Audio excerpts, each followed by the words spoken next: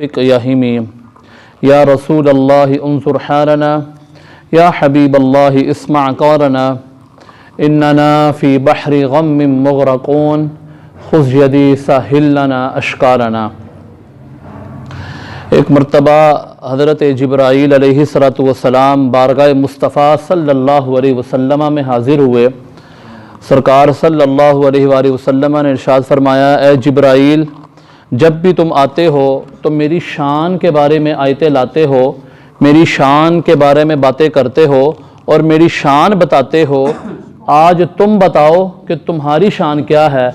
तो हज़रत जिब्राईल अलैहिस्सलातु वस्सलाम ने बारगाह मुस्तफ़ा सल्लल्लाहु अलैहि वसल्लम में अर्ज़ की, अल्लाह के हबीब, मेरी शान ये है कि इस दुनिया में जितने भी पानी के कतरे हैं मैं उन तमाम कतरों को गिन सकता हूँ। तो सरकार सल्लल्लाहु अलैहि वसल्लम ने इरशाद फरमाया, और बताओ और तुम्हारी शान क्या है।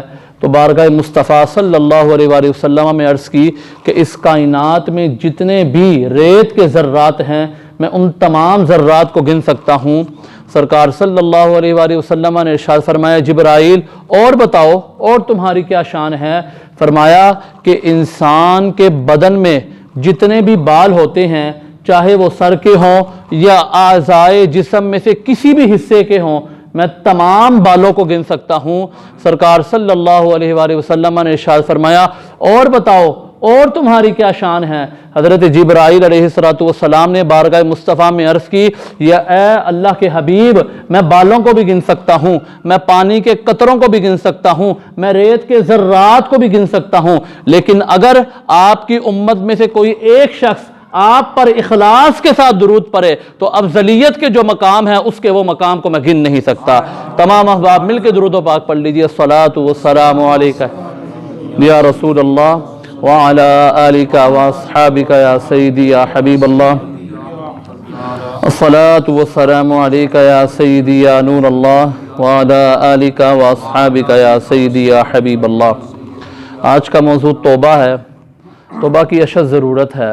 तौबा कहते हैं कि जो बंदों ने गुनाह किए उसका कफ़ारा, उन गुनाहों से तौबा, उन गुनाहों से रुजू, और रुजू भी अल्लाह रब्बुल इज़्ज़त की बारगाह में।